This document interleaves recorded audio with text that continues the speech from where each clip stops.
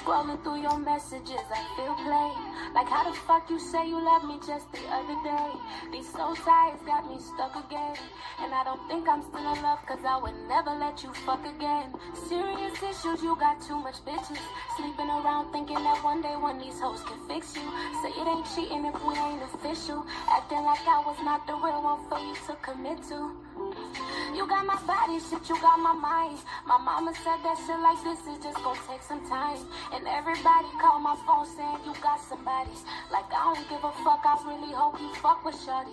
I cannot trust these other niggas, I can't trust myself. Cause how could I just give you all of me and nothing else? Crying on the inside, I need some help. I've been through hell like you done ran off with my heart. Cause you ain't never had no heart and you just played me from the start. But my emotions had me blind. Nobody told me that one night can have our souls intertwined. Got too much self-respect to be a size or slide on niggas in my city just to pass the time. But shit, I tried and I hope you catch some shit, I promise. Like catch a soul that got some demons you can't shake up off you. I know you insecure already, you gave me that problem. But when you finally see me shining, shit gon' make you vomit. Sick to your stomach, you a dummy if you play with me. You probably will be doing better if you stay with me. You took my soul, but it's okay, I made some changes, see. If anybody asks who made you, let them know it's me. You got my soul indeed. These soul ties got me stuck again. And I don't think I'm still in love, cause I would never let you fuck again. These soul ties got me stuck again. And I don't think I'm still in love, cause I would never let you fuck again. These soul ties got me stuck again. And you ain't never been in love, I swear to God I wanna love again. These soul ties got me stuck again. But you ain't never been in love, so I can never let you fuck again. You calling Keisha if I don't pick up. You flying Kelly out to Cali if I tell you I don't wanna come. You got a problem, you can't sleep alone. I guess them demons keep you up at night, wonder why you pick up the phone. I had to meditate, I had to grow. Hold you accountable for playing me, I can't be beefing with these hoes. You took my happiness, you took my soul. But lately I've been seeing better days, I found someone who gave me hope. Look at my future, now I'm independent. And lately I feel so much better, bigger picture, I don't see you in it. I'm not the only one you tried to hurt. But when you causing people pain, you ultimately end up being cursed. These soul ties got you stuck again. And you ain't never kept it real, so you can never be nobody's friend. These soul ties got you stuck again. And you ain't never kept it real, so that pain you feel will never end. These soul ties got you stuck again. And you ain't never been in love, so I can never let you fuck again. These soul ties got me stuck again. And you ain't never been in love, so tell me why we making love again. Don't let the soft voice fool you. Don't confuse peace with passivity. Healing got layers, and this soul got teeth. Welcome to Blended Healing. Let's begin. She don't do halves, it's all a leaf. Blends the bomb and the burn makes you breathe. Got sage in the left, truth in the right. She'll cleanse your name and still read you on sight. Little bit hood, little bit high priestess. Downloads wisdom, then teaches and preaches. Pain to power, root to crown. Try to test that spirit, you'll fuck around and find out. Your soul got teeth, don't come here fake. She'll see through your mask and mirror the ache. She the calm and the storm, the yes and the no. Got grace in her hands and fire in her flow. This soul got teeth, don't play in a space. This love is real, it don't wear lace. You wanna act wild, you gon' find out now. Cause healing ain't sweet when it's calling you out. She been through hell and came back gold. Didn't just survive, she broke the mold. Knows what it takes to rise from the mess, but don't expect peace if you come here stressed. She'll align your chakras, hold space, then dip. Pray over your name, then tighten her grip. You either come real or get cleared out. Spirit don't play, neither does Michelle now. I light candles, and I call in light. But don't forget I've seen the night. This ain't performative, this ain't for show. You either grow with me, or you gotta go. This soul got teeth, don't come here fake. She'll see through your mask and mirror the ache. She the calm and the storm, the yes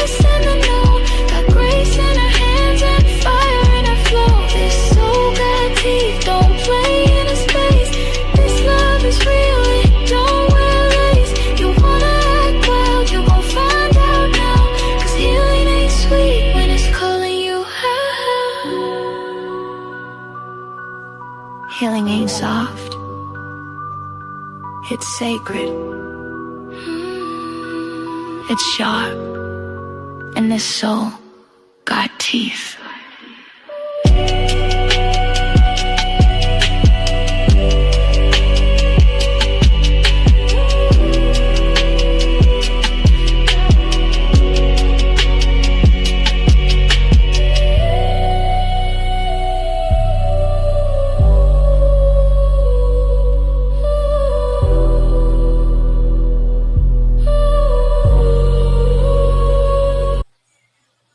Why don't you just say it? Why don't you just say it? Because your silence is still saying something. Silence has a language. It speaks in energy, in timing, in patterns, in presence, or the lack of it. It speaks louder than the words you didn't say. It speaks through hesitation, withdrawal, long responses, the way your eyes shift when a certain name comes up, the way your body closes off when someone reaches in too close. Silence is a neutral. It carries a message, whether you're meant to send it or not. You see, the biggest myth about silence is that it's peaceful. But silence screams, man. It can scream abandonment. It can scream dismissal. It can scream, I don't even care, even when deep down you do. The people on the other end of your silence, they're left interpreting it, filling in the gaps, making sense of what you won't say. And that's where confusion lives. That's where resentment grows, because unspoken energy doesn't still stay still. It moves. It leaks out in certain ways. It creates some type of distance, even in rooms where two people are sitting just inches apart. Why don't you just say it? Welcome to Blended Healing. We're still continuing on about this communication thing. And just because you silent doesn't mean you ain't saying something. You feel me? You feel me? All right.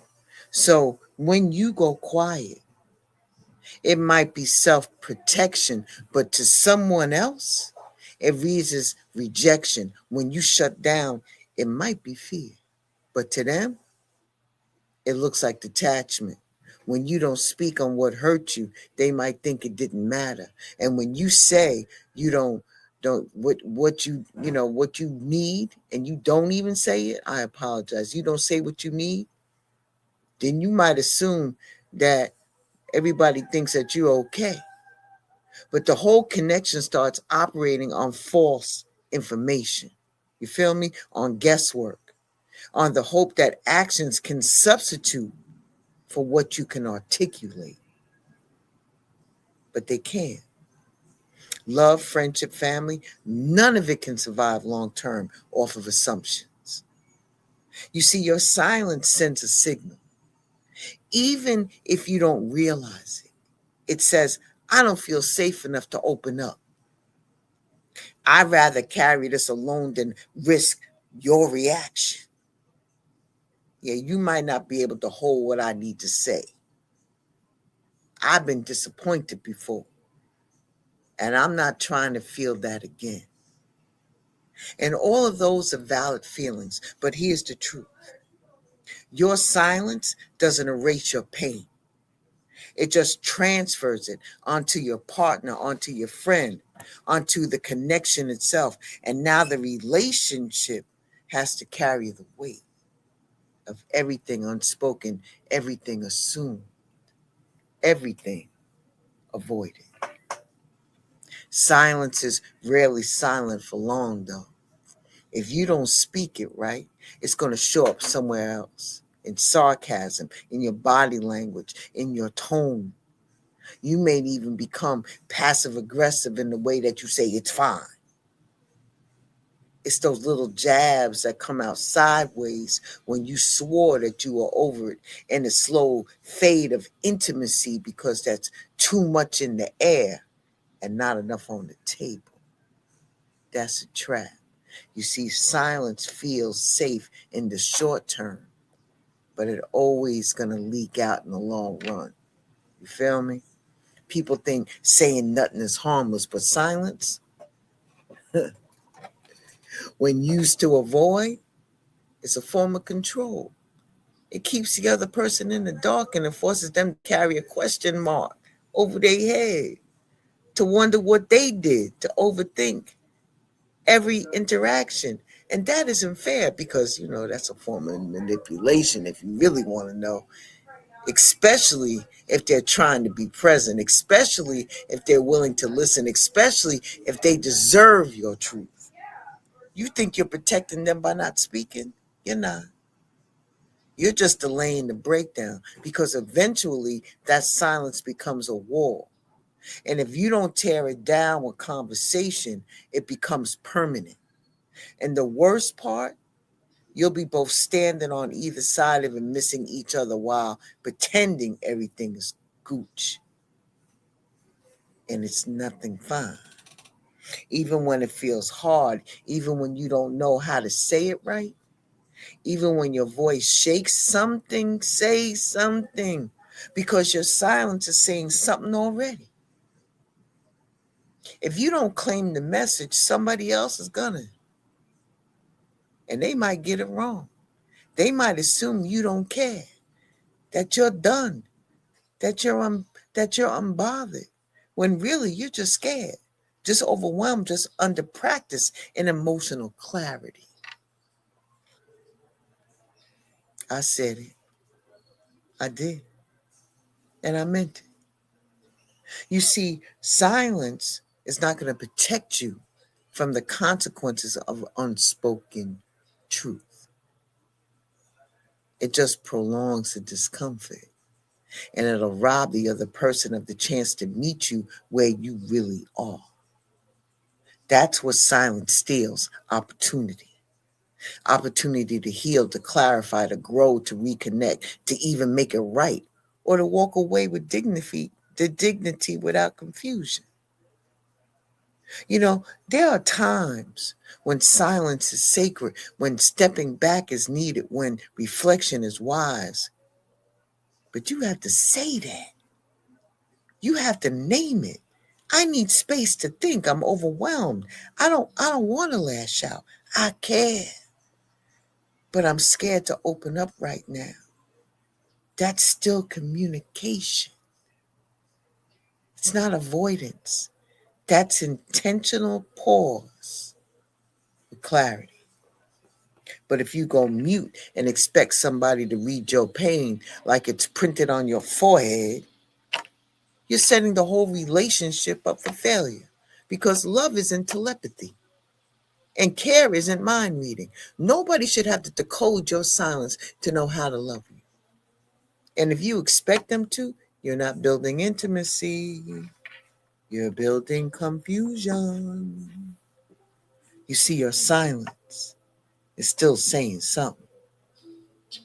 So stop letting it speak for you and start using your voice, even if you're scared to do that, even if it's messy, even if it's just a whisper at first, because your truth deserves to be heard from your mouth, not guessed through your silence. Ashe? All right. Woo! Yeah, I went in hot and heavy, didn't I? Was y'all ready for that? I don't know. But let me chill you out for a minute.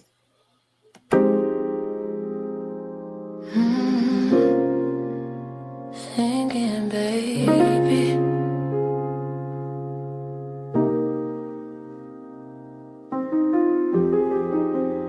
you don't know the world a damn thing.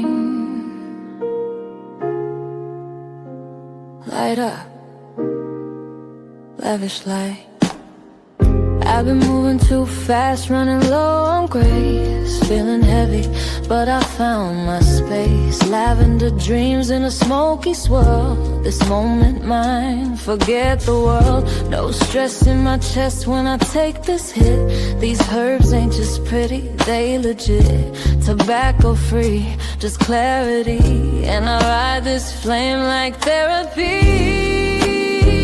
Lavish life, gold, glowing gold in the quiet night. Smooth fire make me feel just right. Lavish life,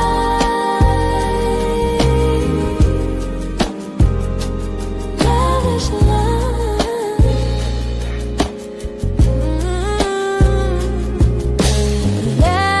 life. Lavish life, pose. I breathe deep and I claim my life. No rush, no fight, just vibes. Lavish life, lavish life,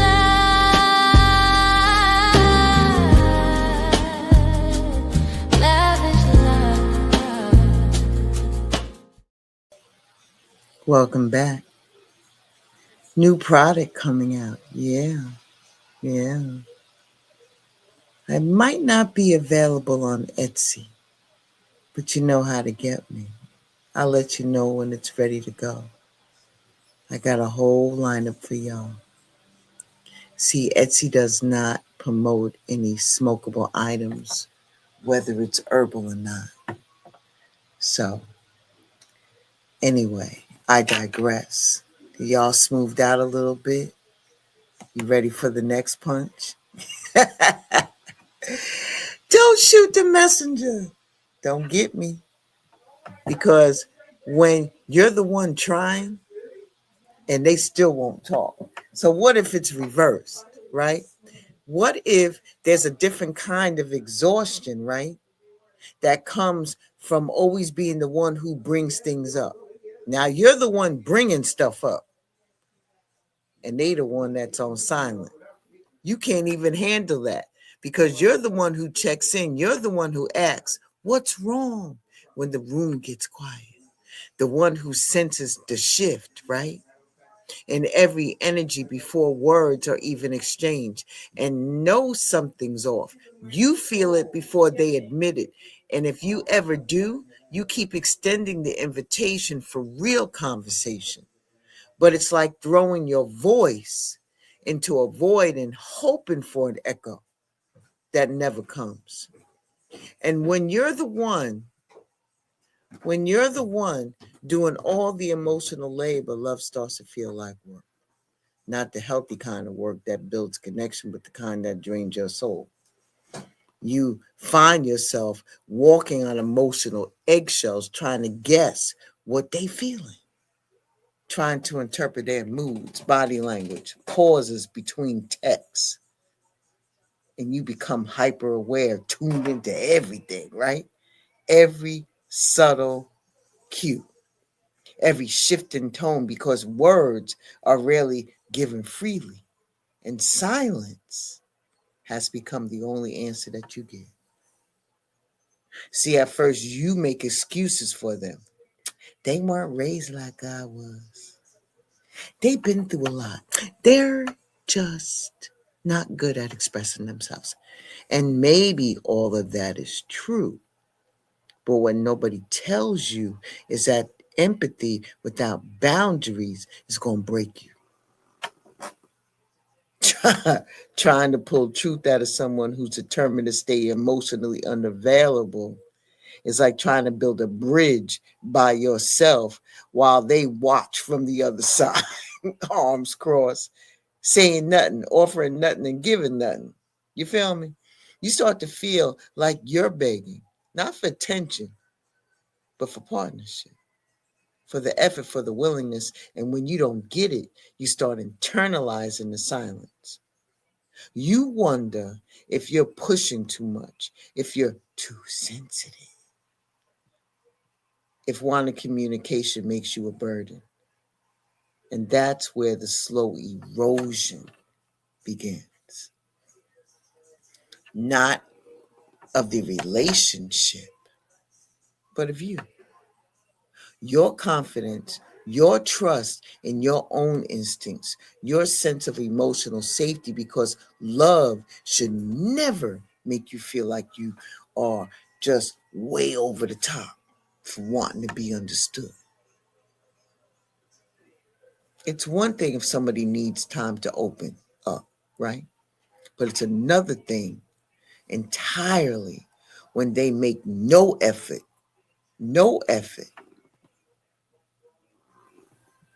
when they shut you out without explanation, when every attempt at closeness is met with a wall, when accountability is replaced with defensiveness, when I'm fine is only language that they know, and everything else is off limits. That's not emotional distance, that's emotional negligence. And the worst thing about it is that they may not even see it. To them, silence is peace. To them, shutting down feels normal. To them, your attempts at talk feel like pressure. But you're not asking for a script. You're asking for participation. You're asking for presence. You're asking for grown conversations and a grown relationship. And if somebody can't show up for that, then what you really building? Being the one who always initiates gets lonely, right? Real lonely. Because love is supposed to be mutual. It's supposed to be a place where both people care about repair, not just survival. But when one person keeps showing up and the other one keeps disappearing emotionally, even if they're physically present, it chips away at everything. Trust, safety, joy. You start asking less questions. You stop bringing things up. You stop expecting responses, and that's not peace. That's learned helplessness. That's giving up on the inside, the relationship while still being in it. Damn, that's jacked up. And you know what else happens? You become resentful. Not because you want to argue, but because your needs have been sitting in silence so long that they have started turning into anger, into aggression, into withdrawal, into coldness that doesn't become you at all because you're not acting in malice, but from weariness. You can't pour into something that never fills back. You can't keep knocking on a door that refuses to open. And the deeper truth, sometimes the person you're trying to reach isn't even emotionally unavailable. They're just emotionally unwilling. They could talk, they just choose not to. They could engage, but they opt out. They could even try, but they don't because communication requires accountability. And accountability makes people confront their own emotional mess. And some people would rather lose the connection than to face themselves. Yo, man. All right. Let's keep it a thou out. If you're always the one trying, it's time to ask yourself what you're actually holding on to. Is it love? Or is it the hope that one day they're going to change? That one day they're going to wake up and meet you halfway? That one day that the weight that you've been carrying alone is going to finally be shared? All right, well, hope is valid. Don't get it twisted. But it can't sustain a relationship because love, real love, is collaborative. It's not about who talks better. It's not about who tries, who shows up, who says, this isn't easy for me, but I'm willing to learn because you matter to me. If they're not even willing to try, then you're not in a partnership. You're in a stage play. I don't mean to laugh, but I'm just saying though. Can you picture that shit? You have to perform when you're in public to show people that you are a unified couple, right? But even in your own damn house, come on, son. Come on, man. And that's not where you belong. You deserve a love that respects you, that responds to you, that listens to you, that wants to understand you, that doesn't take the silence and weaponize it against you to avoid hard conversations. You deserve somebody who recognizes your emotional effort as a gift, not a burden. Someone who knows that communication is not extra, it's essential. So if you've been trying and they still won't talk to you, and then let that be your clarity. Let that be your truth. And let yourself release the weight of fixing something that takes two people to build. You don't have to carry it all alone anymore. You did your part. Now protect your peace, because loving someone should never mean losing your voice in the process. But here's the hard truth, and this is what I really, really know. You ain't going nowhere.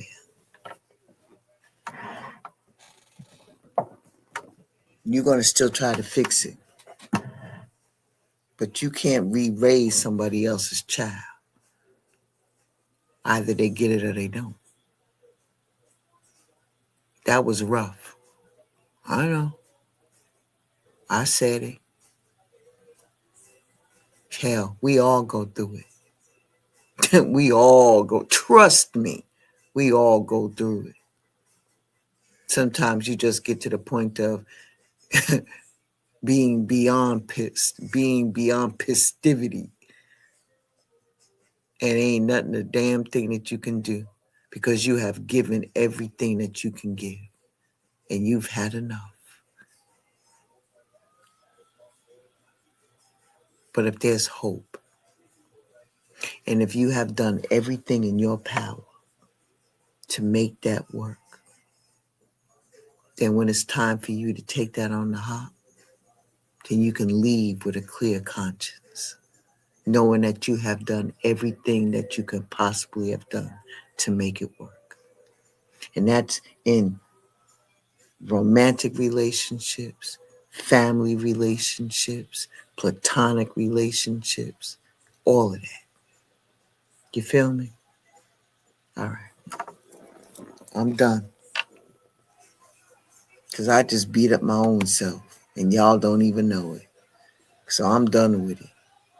And I don't want to keep you long, because I want to make sure that we stay engaged in this. And the next time we meet, right, we're going to be talking about breaking the pattern, learning how to use your voice. All right? We're going to turn it around a little bit. I ain't going to keep beating up on you and everything like that, because me love you long time. And I refuse to keep beating up on myself. I got the world beating me up enough. You feel me? All right. Be well, stay safe. Ashe and deep out to each and every one of you. Make sure you tune in tonight for the journey home, episode 3. I'm going to be continuing Don't Take the Bait, you know? Because of all of these distractions out here, they want you to take the bait. So it takes away from knowing what you already know, that there is a way home. Okay? And please subscribe to all of these wonderful content creators I've been sharing. Collaboration over competition, and the network. We all family, man. Because we all are sitting at the table together, helping one another to get to where we need to go. And that's the way it should be. And that's the way we were designed to be.